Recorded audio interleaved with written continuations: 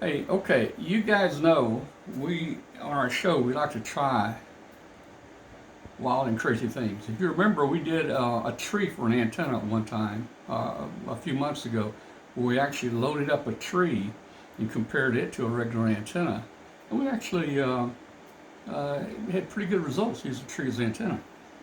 This week on the show, we were talking about a potato-powered transmitter, and I brought it up on the show. And some of our co-hosts didn't think it was possible, or they didn't think it was going to work. Now, I think it'll work, but we're going to try to prove it here in a minute.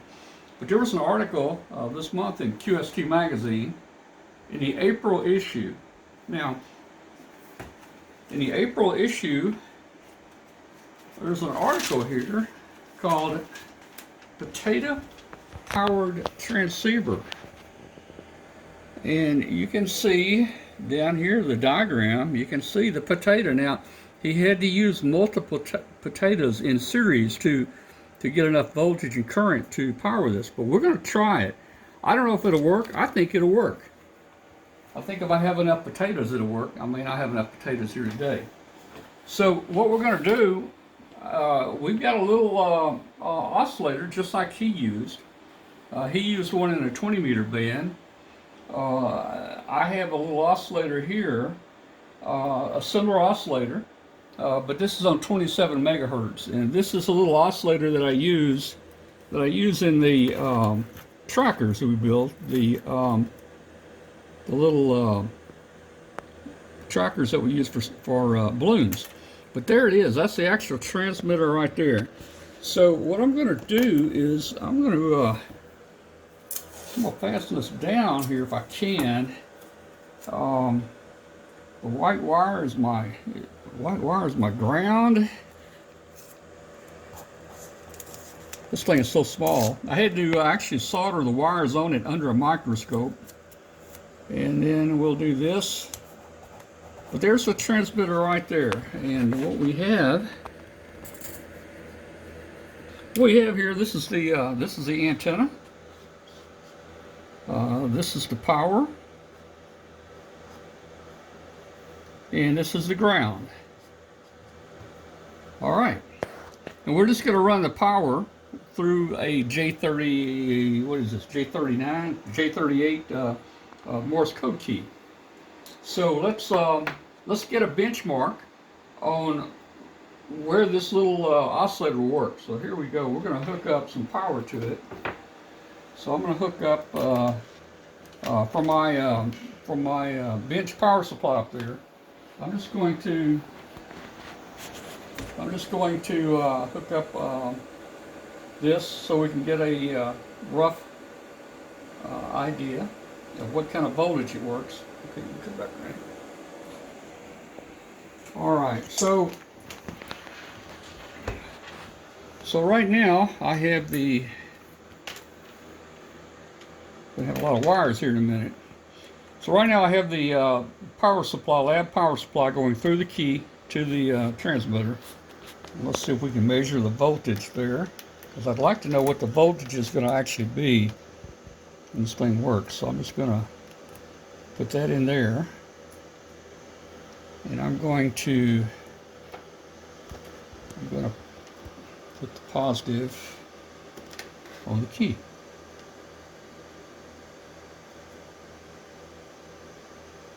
So right now the power supply is set at 1.7 volts.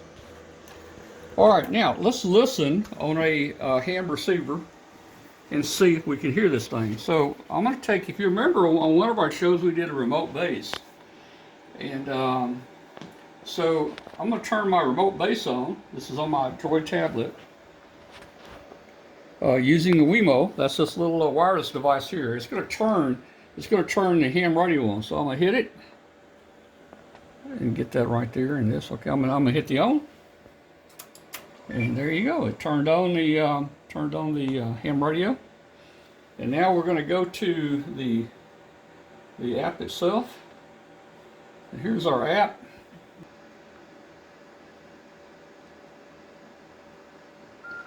All right, it sent the encryption key, and we're connected now. Now, as I mentioned earlier, my little transmitter is on 27 megahertz.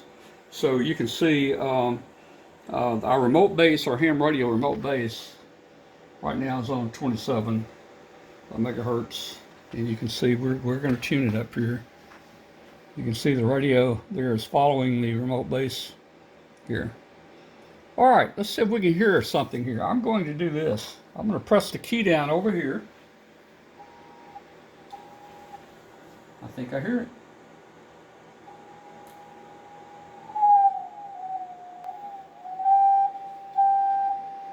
Okay, when I press the key, we actually have a signal.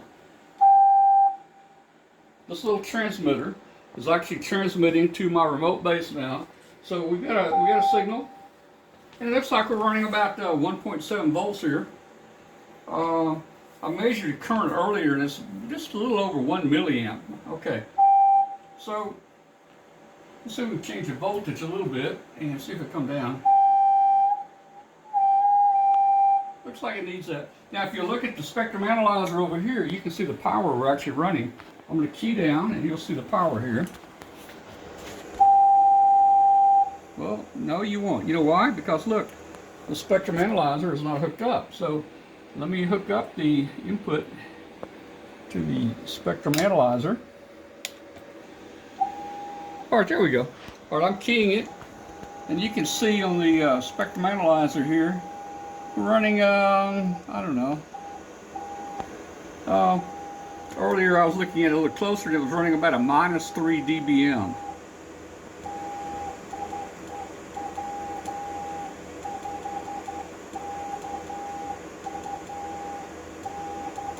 Okay, so -3 dBm, that is about 1/2 milliwatt. 1/2 milliwatt. Okay, next we're going to try to power it with potatoes. To get that 1 milliwatt or a milliamp, we're going to have to parallel some potatoes. So we need about 1.7 volts, and we're going to need a little over 1 milliamp. So let's do this. I'm going to turn this power off. That'll make things a little quieter. So I've got some potatoes here. All right, let's do this. So I've cut some copper strips for the anode, and I've got some zinc nails we're going to use for the cathodes. So here we go. I'm going to see if I can, I'm going to see what I can do here. So let's just do this. Let's get our copper strips in.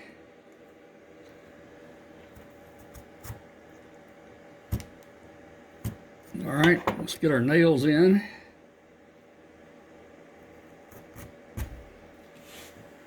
All right, let's see if we can measure that. See what kind of, if we got a voltage there. We may have a voltage. Who knows? We need about 1.7 volts. All right, so we've got the old fluke out here. All right, here we go.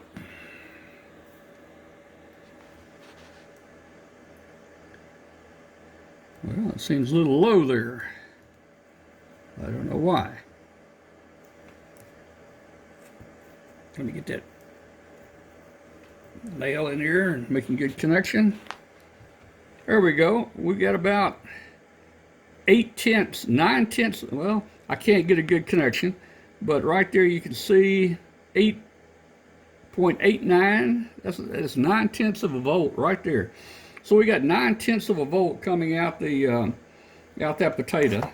Let's go ahead and get another one together, and let's see what we can do here.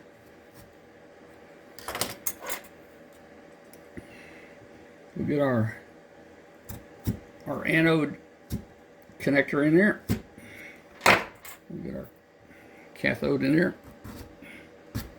Okay, let's do another one.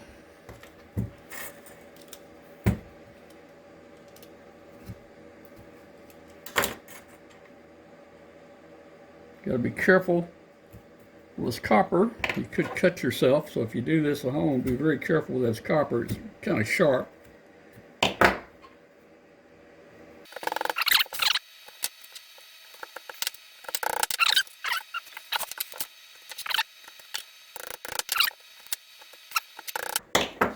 Okay, so we had about 9/10 of a volt on the on that first potato. Let's do this. We're going to parallel these to try to get a little bit extra current out of it. We're going to do a parallel series. So what we're going to do is we're going to parallel these two like this, and then we're going to parallel these two.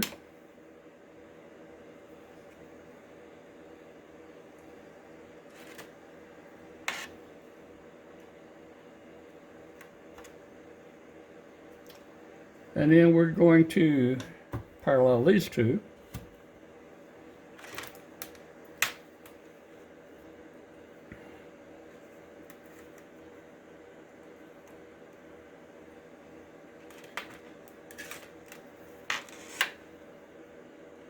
I don't want to get electrocuted here, so be very careful when you do this.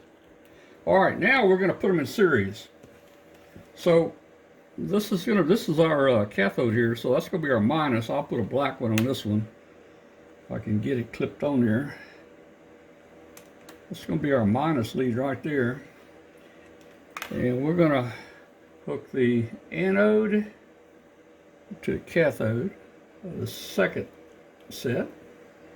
We're going to do the same thing with between the second and third. We're going to hook the anode to the cathode. All right, and then we're going to come off the anode here. All right, now look at that. We've got 3 in series, but we've also paralleled them. So we got a 3x2.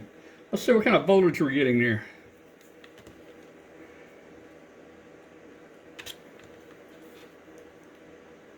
Wow, we're getting 2.7 volts.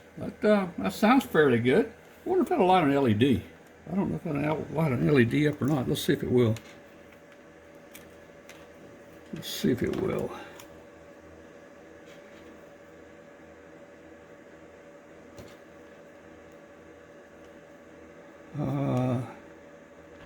Yes, I see it. I see.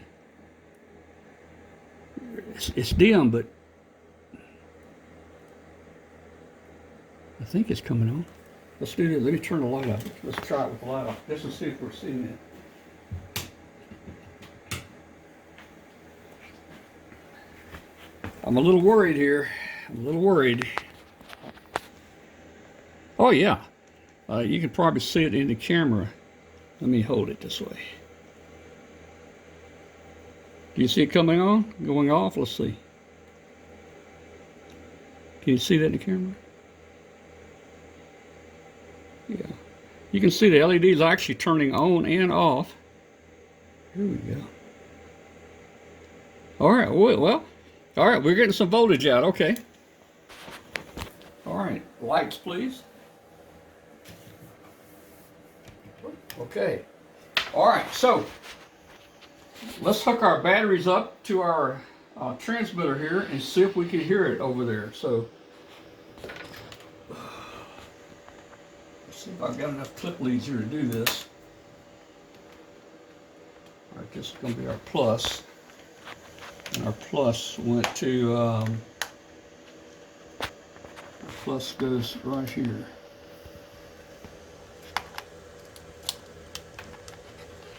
Plus went to here. Make sure I'm not shorted. And then our minus here goes to our minus over here.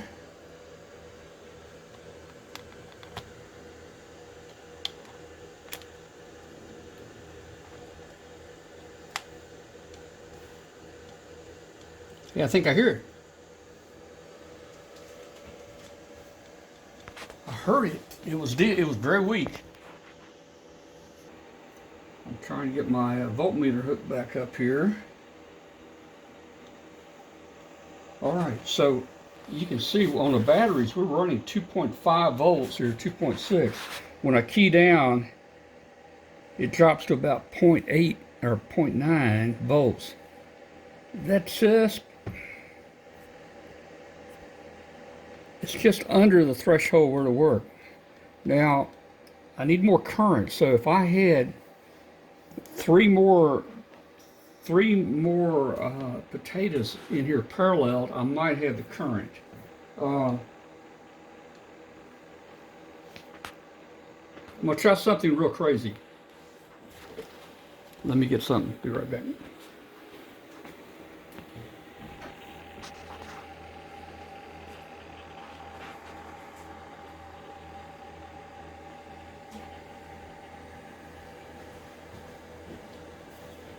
All right.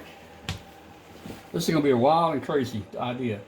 Hey, here's a super capacitor that we use on the trackers. I'm going to see if I can. I'm about to run out of patch cords here. I'm going to see if I can get a super capacitor across this. If I can figure out where. Okay, I can get it right here. This is my minus, so I'm going to put the super capacitor across here.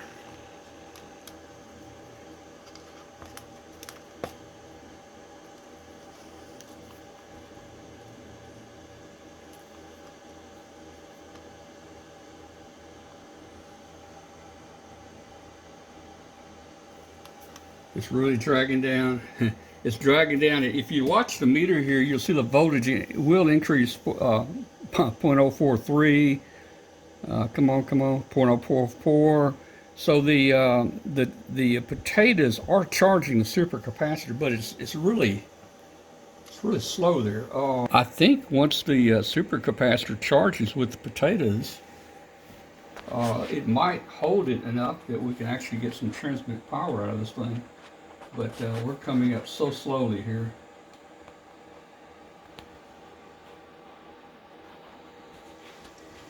So we'll let that set a minute, and let's just see what happens, and we'll come back in just a couple minutes and see if that super cap charges with the potatoes, and we'll see if we can make a transmission with it. Okay, so we've given it just a few minutes to see if our little super cap would charge up. It has actually charged up. I'm seeing 2.4 volts here. I'm going to turn this noise maker off over here. I'm going to turn off the spectrum analyzers.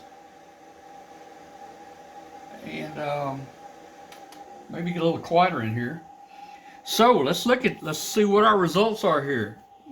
Here's our potato power supply. We had to put a super cap on it, but that's okay. That's not a battery or anything. 2.4 volts. All right, here's the real test. Remote base. Here's our transmitter. Listen to this.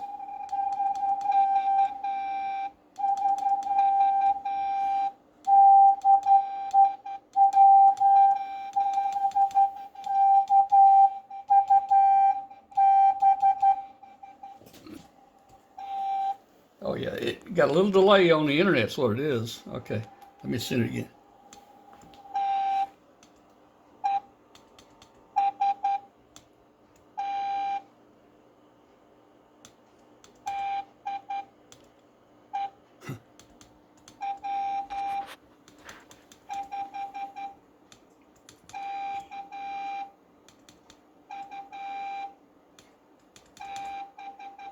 So I'm sending to the remote base, but it's coming back to me here over the internet, and there's probably a quarter-second delay. Let's see if we can hear it on the receiver itself. It's going to be real time here.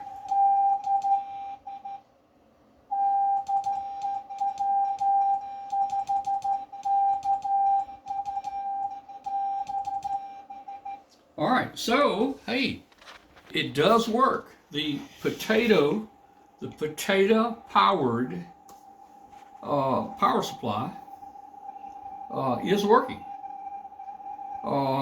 Let's see how, I'm going to do a key down, and let's look at the voltage here, and let's see how fast it goes down with the super cap.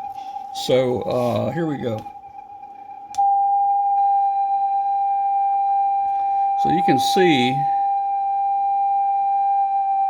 The super cap's doing a pretty good job keeping it up, but it is going down fairly fast. So once it gets below about 1.7, it will stop working.